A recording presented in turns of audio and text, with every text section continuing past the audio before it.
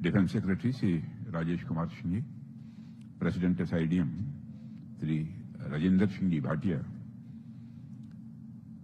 DG SIDM Shri Ramesh ji के and Shri SP Shukla, immediate past president SIDM.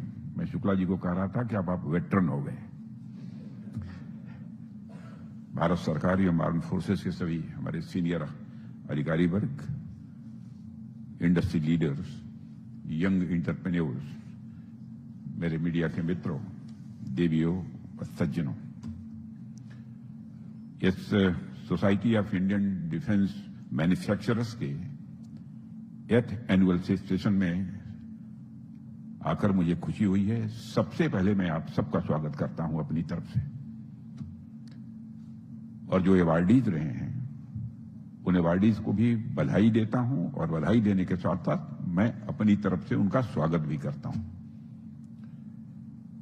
मैं जब जब भी आप सबके बीच आता हूं, मेरे मन में देश के डिफेंस मैन्युफैक्चरिंग सेक्टर के ऊपर विश्वास हमारा पहले से कहीं और अधिक मजबूत होता है। यह लगातार 5वीं बार है। लगातार 5 बार तो शायद ही कोई डिफेंस मिनिस्टर कभी है। खैर 9 साल से 10 साल से एसआईडीएम एग्जिस्टेंस में ही आया है, लेकिन 8 साल हो गए कि 9 साल हो गए एसआईडीएम? 8 साल में। 8 साल में 5 साल में आया हूं। अब देखिए आगे कब तक आते हैं। लेकिन इतनी बात पक्की है, जब भी आप बुलाएंगे आप सबके बीच ही मैं मौजूद रहूंगा, इतना आपको विश्वास दिलाता हूं। सारे अपने जितने भी हमारे इंडस्ट्रीज के काम करने वाले लोग, और मैं समझता हूं कि इतने दिनों में किसी को शिकायत का कोई अवसर नहीं मिला होगा। हर बार इस मंच पर मैंने भारत के डिफेंस मैन्युफैक्चरिंग सेक्टर की शानदार यात्रा को अपनी आंखों से देखा है, देख रहा हूं और महसूस कर रहा हूं।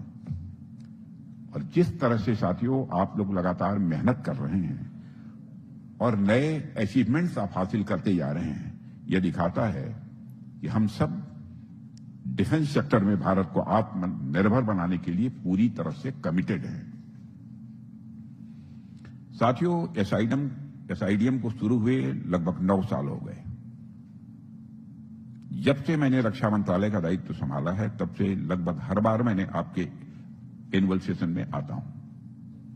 9 वर्ष किसी भी संस्था के शुरुआती समय यह माने जाते हैं, प्रारंभ के समय माने जाते हैं।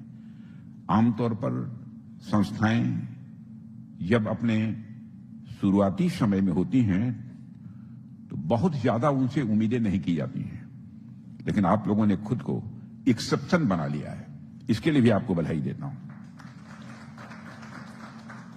हमारे यहां एक गांव की बोलचाल की कहावत है, पूत के पांव पालने में ही दिख जाते हैं। यानी बच्चा ज्यों ही वो पालने में आता है, पैदा होने के बाद लोग बतला देते हैं कि बच्चा होनहार है कि कैसा है, उसका भविष्य कैसा होगा। अभी 9 वर्षों में ही एसआईडीएम ने इतना रिमार्केबल काम किया है कि इससे हम सबकी और देशवासियों की उम्मीदें काफी बढ़ गई हैं। आप लोगों ने जिस तरह से देश के विकास और राष्ट्रीय सुरक्षा को मजबूत करने की दिशा में काम किया है, उसके लिए आपकी जितनी भी सराहना की जाए वह कम है। यदि हमारी आर्मी, नेवी और एयरफोर्स हमारी डिफेंस के महत्वपूर्ण पिलर्स हैं, तो आप सब यानी हमारी इंडस्ट्रीज भी डिफेंस की एक महत्वपूर्ण पिलर हैं। साथियों, पॉलिसी एडवोकेसी से लेकर छोटे बड़े रिफॉर्म्स तक हर जगह हमें एसआईडीएम का कंट्रीब्यूशन देखने को मिलता है, हर जगह देखने को मिलता है। रक्षा मंत्रालय के साथ मिलकर एसआईडीएम ने defence acquisition procedure 2020, defence procurement manual 2025, defence production and export promotion policy और पॉजिटिव इंडिजिनाइजेशन लिस्ट जैसे कई इंपॉर्टेंट रिफॉर्म्स को शेप देने में बहुत ही महत्वपूर्ण भूमिका निभाई है। एसआईडीएम ने इंडियन आर्मी, नेवी और एयरफोर्स के साथ कई स्ट्रेटेजिक एमओयूज भी के माध्यम से इंडस्ट्री और आर्म्ड फोर्सेज के बीच एक महत्वपूर्ण सहयोग भी स्थापित किया है। साथियों, आत्मनिर्भरता का जो विचार है वो हमारी गवर्नमेंट के लिए सिर्फ एक स्लोगन नहीं है, बल्कि भारत की ही पुरानी परंपरा का एक आधुनिक स्वरूप है। इतिहास में एक समय ऐसा भी था जब लगभग हमारा हर गांव अपने आप में इंडस्ट्री था। भारत सोने की चिड़िया इसलिए कहलाता था क्योंकि हम अपनी जरूरतों के लिए बाहर की ओर नहीं देखते थे, उसे अपनी ही जमीन पर पूरा करते थे। इसलिए भारत सोने की चिड़िया कहा जाता था। मैन्युफैक्चरिंग और हाई टेक्नोलॉजी में इंडिजिनाइजेशन को प्रायोरिटी देकर हमने उसी परंपरा को आधुनिक रूप देने का प्रयास किया है। चाहे वह सैटेलाइट कम्युनिकेशन सिस्टम्स हो, डिजिटल रिवॉल्यूशन हो, एग्रीकल्चर और मेडिकल सेक्टर हो या इंफॉर्मेशन टेक्नोलॉजी हो, हमने अपने डोमेस्टिक प्रोडक्ट्स और सर्विसेज पर भरोसा किया है और जिसके शानदार परिणाम हमें देखने को मिल रहे हैं। सरकार ने प्राइवेट सेक्टर पर भी भरोसा जताया है और उसी का परिणाम है कि आज हम सेमीकंडक्टर फैब्रिकेशन जैसे इंपॉर्टेंट और क्रिटिकल क्षेत्र में भी मजबूती से आगे बढ़ रहे हैं। आज देश भर में लगभग 10 फैब्रिकेशन प्लांट्स स्टैब्लिश हो रहे हैं। मोबाइल फोन मैन्युफैक्चरिंग में भी जहां कभी हम केवल एक इंपोर्टर थे, वहां अब हम एक्सपोर्टर बन चुके हैं। आज हर सेक्टर में हमें अच्छे रिजल्ट्स देखने को मिल रहे हैं और यह कहना गलत नहीं होगा कि हमारी इंडस्ट्री ने सरकार की एक्सपेक्टेशंस से भी आगे बढ़कर परिणाम दिए और इसके लिए मैं पूरे इंडस्ट्री जगत की हृदय से सराहना करता हूं, प्रशंसा करता हूं और आप सबको बधाई भी देता हूं। हालांकि यह भी सच है कि यह सब उतना आसान नहीं रहा। सेल्फ रिलायंस के इस रास्ते में हमारे सामने कई चुनौतियां थी जिनको हमने दूर किया और आगे भी हमारा यह प्रयास लगातार जारी रहेगा। साथियों, आज जब मैं देश के इंडस्ट्रियल लीडर्स और डिफेंस एक्सपर्ट्स के बीच उपस्थित हूं तो डिफेंस सेक्टर पर चर्चा करने का यह अवसर और कहीं विशेष हो जाता है। हमारे लिए डिफेंस सेक्टर केवल एक इकोनॉमिक ग्रोथ का सब्जेक्ट नहीं है, बल्कि नेशनल सॉवरेनिटी का एक आधार है। और जब नेशनल सॉवरेनिटी की बात आती है, यह सिर्फ सरकार की नहीं बल्कि हर सिटीजन, हर ऑर्गेनाइजेशन और हर इंडस्ट्री की कॉमन रेस्पॉन्सिबिलिटी बन जाती है। यह बात आज ऑपरेशन सिंदूर के बाद मैं मानता हूं कहीं और महत्वपूर्ण हो जाती है। इस कॉमन रेस्पॉन्सिबिलिटी पर बात करना इसलिए भी जरूरी हो जाता है क्योंकि पूरी दुनिया आज कई स्तरों पर बदलाव के दौर से गुजर रही है। पहले से इस्टेब्लिश्ड वर्ल्ड ऑर्डर कमजोर पड़ रहे हैं, चाहे यूक्रेन हो, मिडिल ईस्ट हो या अफ्रीका, कई क्षेत्रों में कॉन्फ्लिक्ट जोन्स बढ़ रहे हैं। इन परिस्थितियों में भारत के लिए अपनी सुरक्षा और रणनीति को नए सिरे से परिभाषित करना यह बहुत ही आवश्यक हो गया है। और हाल ही में पहलगाम अटैक के बाद जिस तरह से हमने ऑपरेशन सिंदूर को अंजाम दिया है, उसके बाद स्थितियां कुछ ऐसी बनी थी कि युद्ध हमारे दरवाजे पर दस्तक दे रहा था। हालांकि हमारी सेनाएं किसी भी स्थिति में अपनी सीमाओं की सुरक्षा करने के लिए पूरी तरह तैयार हैं, लेकिन मैं बस यह कहना चाहता हूं कि दुनिया में पीस और लॉ एंड ऑर्डर में अनसर्टेनिटी तो बढ़ ही गई है। इसलिए उस अनसर्टेनिटी को ध्यान में रखते हुए हमें हर डोमेन को सावधानी से एनालाइज करते हुए अपने स्टेप्स उठाने होंगे। डिफेंस सेक्टर और वारफेयर आज जिन चेंजेस से गुजर रहा है उनको स्वदेशीकरण के माध्यम से टैकल किया जा सकता है और इस आह्वान के लिए एसआईडीएम से बेहतर मंच और कोई समझता हूं और कोई दूसरा मंच नहीं हो सकता है। और यह भी मैं कहना चाहूंगा साथियों कि ऑपरेशन सिंदूर के बाद पहली बार मैं आप सबके बीच आया हूं। तो उससे संबंधित भी कुछ बातें आप लोगों के सामने मैं यहां पर रखना चाहूंगा। सबसे पहले मैं हमारी सेनाओं के साथ साथ आप सभी इंडस्ट्री वॉरियर्स को भी हार्दिक बधाई देता हूं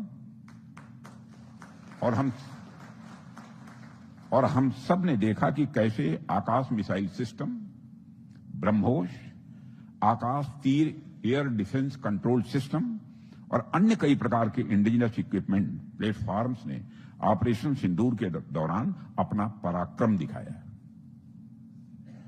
हमारे इंडिजिनस प्लेटफॉर्म्स की सफलता ने न केवल रीजनल बल्कि इंटरनेशनल लेवल पर भी भारत की साख, भारत की क्रेडिबिलिटी को बढ़ाया है।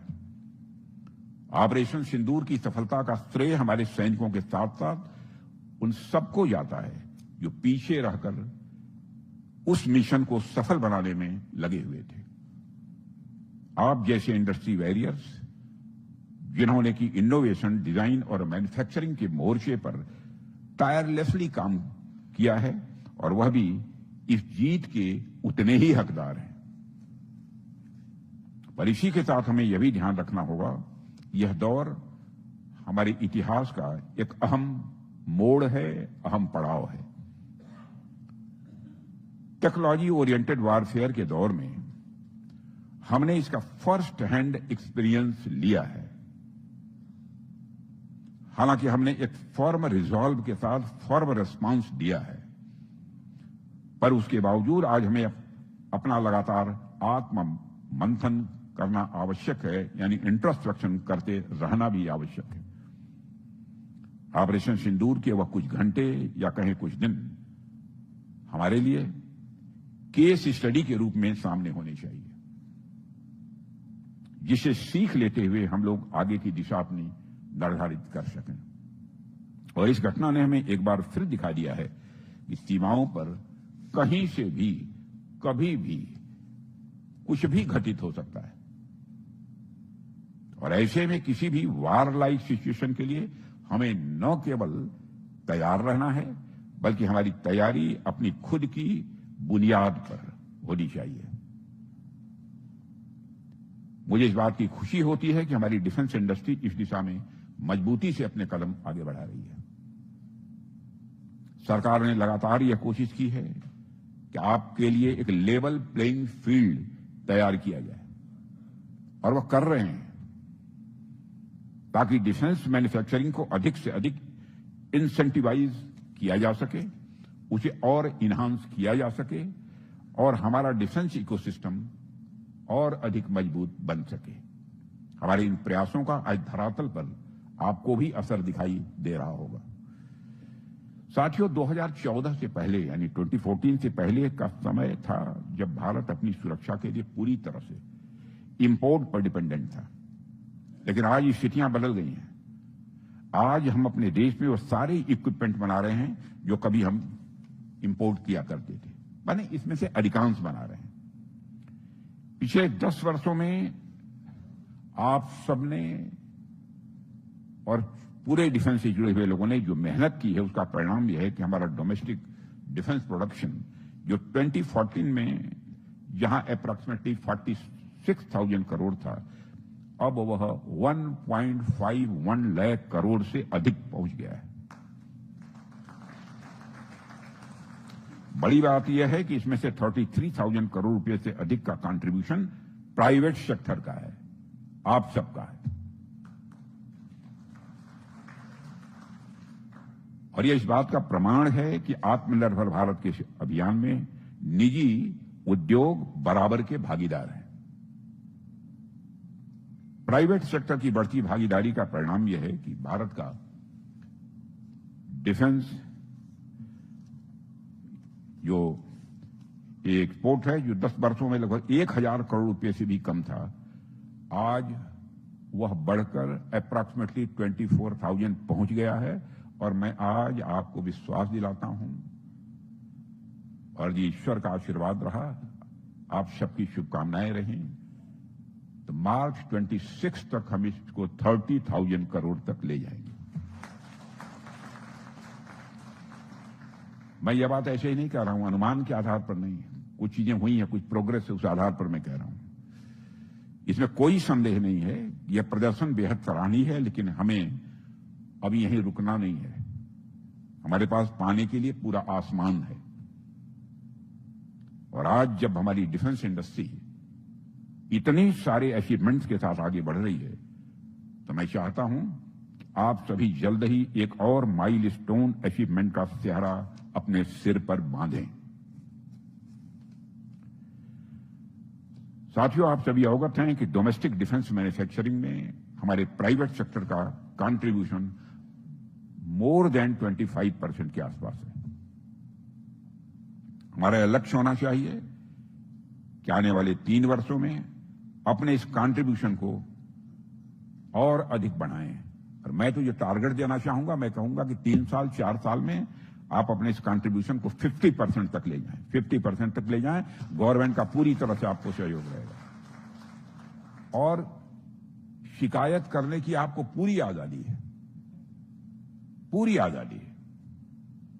और आपने देखा होगा पहली बार जो हमारी जो डिफेंस इंडस्ट्री से जुड़े हुए लोगों की मीटिंग हुई थी मेरे डिफेंस मिनिस्टर बनने के बाद, उसमें कुछ शिकायतें आई थी कि साहब कोई मिलता नहीं है, हम लोग जाते हैं तो हम लोग को अपॉइंटमेंट्स नहीं मिलते हैं।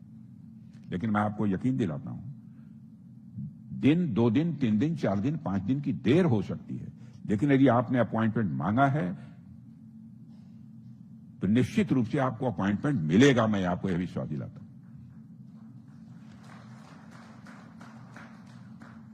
आपसे मिलने में हम सबको सुखद अनुभूति होती है।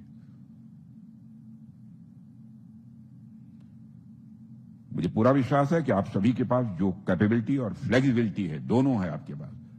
कैपेबिलिटी भी है और फ्लेक्सिबिलिटी भी है। उसके बल पर यह पूरी तरह से संभव है, इसलिए यह बात मैं आप सबके सामने कर रहा हूं। सरकार भी अपने स्तर पर प्रयास कर रही है। हमने डोमेस्टिक वेंडर्स को प्रमोट करने के हर संभव प्रयास किए हैं और हमने ये डिसाइड किया है कि हमारे प्लेटफॉर्म सिस्टम्स और सब सिस्टम्स को धीरे धीरे इंडिजिनस बनाया जाए। और जो चीजें हम नहीं बना सकते उनके लिए भी कम से कम 50% इंडिजिनस कंटेंट का प्रोविजन तो किया ही गया है। इन्हीं प्रयासों के फलस्वरूप हम कई क्षेत्रों में अपना इंडिजिनस कंटेंट बढ़ाने में सफल हुए हैं। हालांकि कुछ क्षेत्रों में अभी भी काफी काम बाकी है। इसलिए मैं आप सभी से कहना चाहूंगा कि इस दिशा में और अधिक आप सभी फोकस करें। साथियों, आज के समय में जब हम कोई बड़ा इक्विपमेंट विदेशों से खरीदते हैं तो उसके पूरे लाइफ साइकिल के दौरान मेंटेनेंस, रिपेयर, ओवरऑल और स्पेयर पार्ट्स मैनेजमेंट आदि का भी एक बड़ा फाइनेंशियल इंप्लीकेशन होता है। और यह न केवल हमारी रिसोर्सेज पर एक बोझ डालता है, बर्डन बनता है, बल्कि दूसरे देशों पर हमारी डिपेंडेंसी भी बनाए रखता है। हम इस डिपेंडेंसी को समाप्त करना चाहते हैं। इसलिए हमारा लक्ष्य सप्लाई चेन्स या मेंटेनेंस चेन्स पर भी डोमिनेंस का होना चाहिए। कई बार स्थिति ऐसी भी बनती है कि जो चीज हम बाहर से लाते हैं उसका वास्तविक कास्ट, रियल कास्ट अपेक्षा से कहीं अधिक निकल जाता है। जितनी हमारी उम्मीद रहती है उससे अधिक होता है। हमारे यहां एक कहावत है, 9 की लकड़ी और 90 का खर्च। मैं समझता हूं इस कहावत से सभी अच्छी तरह परिचित होंगे। मतलब कोई सौदा दिखने में साधारण लग सकता है, लेकिन लंबे समय में उसका खर्च कभी कभी बहुत भारी पड़ जाता है। यह स्थिति हमें डिफेंस सेक्टर में नहीं आने देना है और हमें इंश्योर करना है कि भविष्य में 9 की लकड़ी जैसी परिस्थिति दोबारा न बने, बल्कि अपनी मिट्टी अपनी ढाल ही हमारी पहली पसंद बने। अपनी मिट्टी अपनी ढाल यही हमारी पहली पसंद बने। इसलिए साथियों, हमें न केवल कंप्लीट प्लेटफॉर्म्स की ओर बल्कि इंडिविजुअल सब सिस्टम्स और कंपोनेंट्स की स्वदेशी मैन्युफैक्चरिंग पर भी फोकस करना है। और आप तो जानते हैं कि किसी बड़े प्लेटफॉर्म में हजारों कंपोनेंट्स और इनपुट्स होते हैं, और अगर हम इन सब सिस्टम्स और कंपोनेंट्स की इंडिजिनस मैन्युफैक्चरिंग पर विशेष ध्यान दें तो निश्चित रूप से हम इंडिजिनस कंटेंट को और भी बढ़ा सकते हैं। लेकिन साथियों एक बात और मैं कहना चाहूंगा इसी के साथ कि जब इंडिजिनस कंटेंट कितना है, कई बार यह देखने को मिलता है कुछ कंपनियां, सब नहीं, इस मामले में अब कैसे कहें, अकलेमंद इशारा काफी है, मैं कहूंगा ना न्यूज बना देंगे लोग। कोशिश करिए, आपकी कोशिश यह होनी चाहिए कि कहीं से कोई मिसलीडिंग क्लेम न होने पाए। जितना इंडिजिनस कंटेंट है उतना ही बताइए, और इससे आपका सम्मान बढ़ेगा, सम्मान घटने वाला नहीं है। ठीक है, आप कोशिश कर रहे हैं, यही बहुत बड़ी बात है, और कोशिश कर रहे हैं तो जिस टारगेट को आपने तय किया उस टारगेट को अचीव आप करके रहेंगे, मेरा पूरा विश्वास है। बढ़िए, और यहीं के सहयोग से काम नहीं चलेगा, ऊपर वाले की भी कृपा रहती है ऐसे लोगों पर। और इसी से जुड़ा हुआ एक और पहलू ज्वाइंट वेंचर्स और ट्रांसफर ऑफ टेक्नोलॉजी भी है। और हमारा उद्देश्य सिर्फ भारत में असेंबल करना नहीं होना चाहिए, बल्कि सही मायनों में हमें अपने देश के भीतर टेक्नोलॉजी वेस्ट निर्माण करना ही होगा। और हमें इंश्योर करना होगा कि जो भी टेक्नोलॉजी ट्रांसफर हो वह इफेक्टिव हो और हमारे इंडिजिनस इंडस्ट्रीज के एम्पावरमेंट का भी वह माध्यम बने। साथियों, सरकार का भी यही प्रयास है कि भारत में इक्विपमेंट सिर्फ असेंबल ना हो, बल्कि रियल मैन्युफैक्चरिंग बेस तैयार हो, ताकि हर एक स्क्रू, हर एक सर्किट और हर एक प्लेटफॉर्म ये भारत में बने और मेड इन इंडिया और मेड फॉर द वर्ल्ड की भावना को यह साकार करे। हम ये चाहते हैं। और साथियों, एक महत्वपूर्ण बात पर मैं आपका ध्यान यहां आकर्षित करना चाहूंगा कि हमने डिफेंस सेक्टर में हो रहे चेंजेस पर बात की है, हमने कई चैलेंजेस पर भी बात की है, लेकिन उन चेंजेज और चैलेंजेस का सामना अगर किसी चीज से किया जा सकता है तो वह है इनोवेशन तथा रिसर्च एंड डेवलपमेंट। इसी से किया जा सकता है। और सरकार देश में इनोवेशन और रिसर्च कल्चर को डेवलप करने के लिए कई प्रयास कर रही है। क्वांटम मिशन, अटल इनोवेशन मिशन और नेशनल रिसर्च फाउंडेशन जैसे अनेक इनिशिएटिव इस दिशा में उठाए गए हैं। लेकिन रिसर्च एंड डेवलपमेंट में सरकार के अलावा प्राइवेट इंडस्ट्रीज पर भी बहुत बड़ी जिम्मेदारी है। भारतीय इंडस्ट्री को वह काम करना है जो देश में अभी तक नहीं हुआ है। इस देश के प्राइवेट सेक्टर ने देश को फार्मास्यूटिकल इंफॉर्मेशन टेक्नोलॉजी और टेलीकॉम सेक्टर जैसे न जाने कितने सेक्टर्स में पायनियर बनाया है। रिसर्च एंड डेवलपमेंट के क्षेत्र में भी देश को आपसे यही उम्मीदें हैं। यह सच्चाई है कि कोई भी देश हो वह रिसर्च एंड डेवलपमेंट के बिना आगे नहीं बढ़ सकता है। चाहे अमेरिका हो, चीन हो या साउथ कोरिया, जो भी देश आगे गए हैं वह रिसर्च एंड डेवलपमेंट की वजह से ही गए। सीखने के लिए तो हमें किसी से भी कहीं से भी सीखना चाहिए। हम तो आनो भद्रा कृतो यंतु विश्वतः, यानी let noble thoughts come to me from all directions की सोच को मानने वाले लोग हैं। दुनिया में कहीं भी अगर कोई अच्छी प्रैक्टिस हो रही है तो उसको अपनाने में मैं समझता हूं कि हमें पीछे नहीं रहना चाहिए। और जैसा कि मैंने कहा है कि सरकार का काम एक लेवल प्लेइंग फील्ड देना है, और आपको वह लेवल प्लेइंग फील्ड मिल रही है, लेकिन खेलना तो आप लोगों को ही है। लेकिन खेलने की प्रैक्टिस भी करते रहिए। और मैं चाहता हूं कि आप ऐसा खेलें कि पूरी दुनिया दर्शक बनकर आपकी ओर देखे, और देखे ही नहीं बल्कि देखती ही रह जाए, ऐसा काम करिए।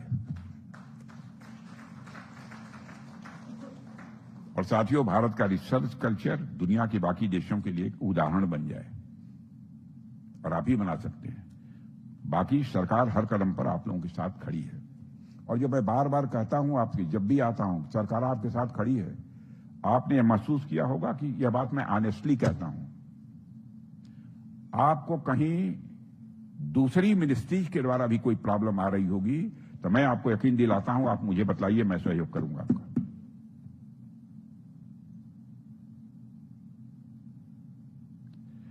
साथियों, अगले वर्ष आप सभी अपनी यात्रा के 1 दशक पूरे करने वाले हैं। लगभग 10 वर्ष हो जाएंगे, यानी हमारी डिफेंस इंडस्ट्री अब मैच्योर हो रही है। वैसे आपके मैच्योरिटी पर किसी ने कोई क्वेश्चन मार्क पहले भी नहीं लगाया था, और इस संदर्भ में हमें कुछ नया, कुछ बड़ा करने की जरूरत है। हम सब जानते ही हैं कि आईडेक्स और अदिति के माध्यम से हमारे यंग इनोवेटर्स और इंडस्ट्रियलिस्ट को चैलेंज दिया जाता है, जिसे वो सब लोग पूरा करते हैं। वैसे ही अब मैं आपको भी एक बड़ा चैलेंज देना चाहता हूं, और मैं आश्वस्त हूं, विश्वास ही नहीं, मैं आश्वस्त हूं कि आप सब उस पर ध्यान देंगे। वह चैलेंज यह है कि जो भी large scale end to end solution वाले ऐसे टेक्नोलॉजिकल प्रोडक्ट्स हैं जिन्हें आप लोग तैयार कर सकते हैं, मैं चाहता हूं कि आप उन्हें हमारे सामने लेकर आइए, हम उन पर चर्चा करेंगे और उन गैप्स को फिल करेंगे जो आपके सामने प्रॉब्लम बनकर खड़ी हो रही है। हमने नई डीपीएम में डिफेंस प्रोक्योरमेंट मैनुअल जारी किया है और डीएपी पर काम तेजी के साथ चल रहा है, और मैं समझता हूं कि इससे क्या लाभ होगा ये आपको बतलाने की कोई जरूरत नहीं है। यह एक नए प्रकार का चैलेंज जो मैंने आपको इसके बोलने के पहले जो दिया है, दे रहा हूं, इसमें आप ही चैलेंज भी लाइए और आप ही सॉल्यूशन भी लाइए और आप ही उसका रोड मैप भी तैयार करिए। अगर वह कारगर होता है तो मैं आप सभी को विश्वास दिलाता हूं कि हम उस पर गंभीरतापूर्वक विचार करेंगे और उस पर काम करेंगे, और एक मिलजुल कर एक ठोस आउटपुट लेकर हम आगे बढ़ेंगे। हमारा प्रयास है कि हम प्राइवेट सेक्टर के साथ कोलैबोरेट करके आगे बढ़ें। बार बार हम लोग चर्चा करते हैं, यहां डिफेंस सेक्रेटरी बैठे हुए हैं, जितने भी हमारे डिफेंस मिनिस्ट्री के ऑफिसर्स बैठे हैं, बार बार यही हम लोग चर्चा करते हैं कि प्राइवेट सेक्टर का पार्टिसिपेशन इस मैन्युफैक्चरिंग में कैसे अधिक से अधिक बढ़े।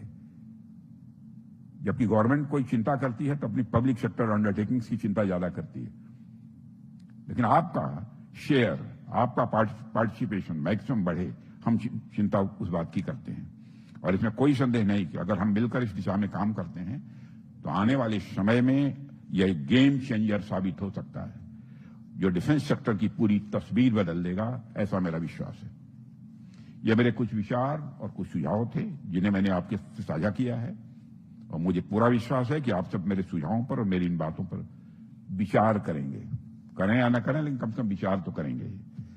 और मैं इस मंच से एक बार फिर से आपको यह आश्वासन देता हूं कि सरकार हर कदम पर आपके साथ खड़ी है। सरकार आपके लिए वह सब करेगी जो किया जाना आवश्यक है। अंत में एक बार फिर से आप सभी को एसआईडीएम के 8th एनुअल सेशन की ढेर सारी हार्दिक बधाइयां देता हूं, और आपको अपनी भविष्य की योजनाएं, भविष्य के जो भी निर्णय आप लें, उसके लिए भी अभी से आपको अग्रिम शुभकामनाएं भी देता हूं, ताकि आपको उसमें कामयाबी मिले। और आप सबने यहां पर अपने बीच मुझे आमंत्रित किया और बार बार आमंत्रित करते हैं, आगे भी आमंत्रित करते रहिए, मैं आता रहूंगा।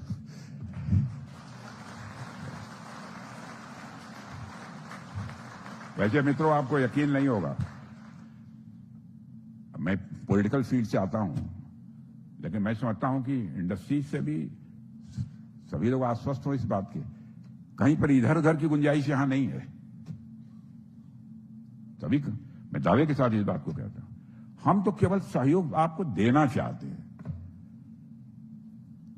आप कितना ले सकते हैं हम लोगों से, सब हमारी पूरी टीम डिफेंस इंडस्ट्री की आपके साथ खड़ी है, पूरे विश्वास के साथ आगे बढ़ी है।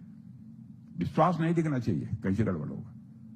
और कहीं कोई कठिनाई है तो यकीन दिलाता हूं, आप जो बात मेरी कान में कह देंगे वो इधर उधर नहीं जाएगी। करके तो देखिए। आप सबको बहुत बहुत धन्यवाद।